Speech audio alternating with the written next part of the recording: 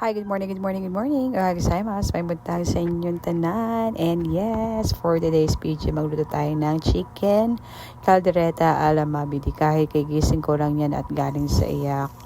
Siyempre, nanay tayo, iiyak, pero lalaban pa rin, di ba? Yan talaga ang buhay, hindi man laging masaya. Minsan may mga pagsubok talaga or mga panahon na nadidepress tayo. Pero okay lang naman, iiyak lang natin siya tapos laban ulit. And by the way guys, ginisa ko lang muna yung bawang, sibuyas at saka manok. Then nalagay lang din ako ng konting tomato paste para hindi siya maasim. Then nalagay lang din ako ng mga gulay. Depende pa rin sa mga gulay na gusto natin. Kaso nga wala akong patatas dyan. Kung ano lang meron yun ang nilagay ko guys. Nalagay lang din ako ng konting tubig.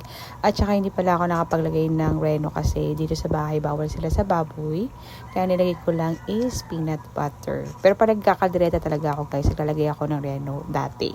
Pero ngayon since bawal sa bahay, yan na lang. Nag-a-adjust ako para sa mag-ama ko. Yan pala guys, depende sa mga panlasa na gusto natin. Naglagay lang din ako ng green peas. Pag nakita natin malambot na yung manok at okay na yung lasa sa atin, okay na and happy tummy! Thanks for watching.